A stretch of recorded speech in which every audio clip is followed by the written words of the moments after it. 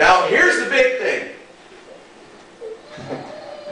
I got in a motorcycle, I see about, would have been Friday night. I'm going to go into it more in depth. But I got this cool thing called a Harley Davidson several years ago. That was one of the things that I bought myself that I figured would make me happy. It was pretty close, but not quite. I was riding on that pretty little Harley Davidson, and I was working as a probation and parole officer in Ann Arbor, Michigan. Yeah, the People's Republic of Ann Arbor. And I was coming out of the town during rush hour traffic, and right there on Getty's Road, where they have all these hills from the Huron River, I'm parked at the very end of it, right in front of Concordia University. And I'm sitting at the end of this long line of traffic, and some 17-year-old girl driving Mommy and Daddy's SUV was talking on her cell phone, dropped her water bottle, and as she crested that hill, she ran me over at 45 miles an hour. I had a full-dress Harley Davidson with a king-queen seat, and the back part of the seat went across the back part of my back, I guess you want to say it. I'm not going to say anything else. And it shattered both of my hips and most of my spine. Now understand something. I had already given my life to Christ. I was serving Christ with everything that I had. And yet, boom. The Bible says that the rain's going to fall on the just as well as the unjust. And I had to understand that. But brothers and sisters, I had 4 children, and I'm laying in the U of M hospital, and they came in and they said, Mr. Foor, unless you have a miracle, you will never walk again. Wow! Try to find faith in that. And I looked up and I said, God, I don't get it. I'm doing everything right. I'm doing what you told me to do. Why is it still happening like this? And he said, my grace is sufficient for thee. I went on serving him. I continued to have him put me back together for a long haul. And then it happened. I had my last surgery. And for 5 years during the course of the surgeries, they had me on this stuff called pain medication. Just because a doctor prescribes it for you doesn't mean it's not a drug. It doesn't mean it's not going to end your life if you let it take over. I continued to use it, just like they told me to use it. I had my last surgery. I'm like, yee-hoo, threw it in the toilet. I was all done with it, right? 48 hours later, I thought I had the worst case of the flu I'd ever had before in my life. I began throwing up. I began sweating.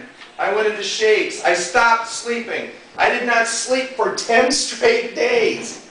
10 days! I started hearing voices. I started seeing hallucinations in front of me.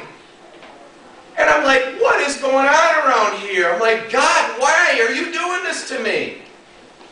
This is not a joke. A Wednesday night in my church, I sat down in a pew right in the center of the church. And I said, God, I don't care if you take my legs. I don't care if you make me go through this. But the Bible says all things work for your glory. If I love you, and I know I love you, so I know you're going to get me out of this. And as I sat there in that church, a man walked up to me and put his hand on my shoulder. God is my witness. My wife was my witness, and my pastor witnessed it. And he said to me, God told me to tell you that you're going through something right now. You're going to get out of it, but you're going through it for a reason. And I turned around and I looked at him. I said, mister, if you don't take your hand off my shoulder, you might not make it out of here. Because I was so sick. And he said, God told me to tell you that you're going through this so that you'll have more sympathy for the people that sit across the desk from you. All those years that I sat in condemnation, drug addicts, alcoholics, sitting in front of me, telling them, just get off it. It ain't that hard. God showed me how hard it was. I went to the altar and I wept. I wept for every last person that I condemned that was a drug addict or an alcoholic. Because you see, we're not born winners. We're not born losers. We're born choosers. And it was a choice to do what I did. Just like it's a choice to be a homosexual. Just like it's a choice to be a drug addict. It's a choice to be an alcoholic. And understand something. The enemy's not stupid. He was smart enough to deceive Adam and Eve. Now, Adam and Eve were born perfect in their creation. They were able not to sin. That means that they made Albert Einstein look like a complete buffoon. And he was able to deceive them. That means you and I have no choice. No chance. The only way that we can defeat him is through Jesus Christ. Living our lives through Jesus Christ. A conscious choice to turn our back from sin. To weather the storm. To keep Satan off your back. I was just talking to my brother. And brother, I'm not telling you anything to do. We were talking about how, listen to the heavy metal stuff. I still listen to that. And he said, I still listen to the heavy metal music. More power to you. But understand something. The reason I don't listen to heavy metal music that's secular is because it opens the door. And if you don't guard yourself against the world and you don't guard yourself against Satan, he'll come in and he'll make you stumble. And the first thing he's going to come after, if he can't get through to you, he'll come after your family. We were just doing a crusade up in Tecumseh, Michigan. Listen to this. My wife calls me up, freaking out.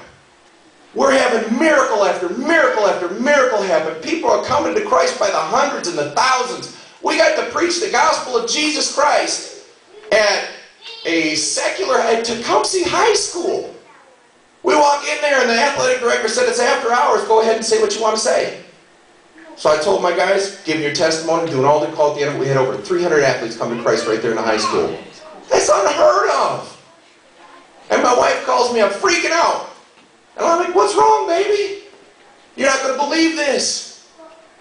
Matthew's hamster ate Brenda's hamster. When have you heard of a cannibalistic hamster? My daughter's in the background bawling her head off. My son said he was afraid that he was praying to Allah and he was going to go to hell. Hello? I come home that night and at 3 o'clock in the morning the telephone rings. And I pick up the cell phone and it says it's my eldest daughter Megan. And I answer the phone. I'm dead tired. I just got home 12 o'clock. I answer the phone. I got to be back to school 7 o'clock in the morning. You don't think, oh, Slewfoot is sly. I answer that phone. It says it's my daughter. I say, hello, there's nothing there. I hang it up. I go in there. She's sleeping and her cell phone ain't within 100 yards of her. It's out in her car. Who dialed the phone? The enemy is real.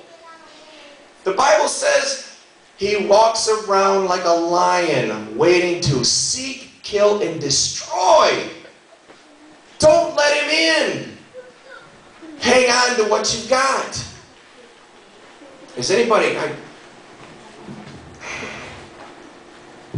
When I was little, people used to call me the storyteller. They said that I had this unique gift to be able to describe grass growing and snowflakes melting and make it sound like it was a carnival.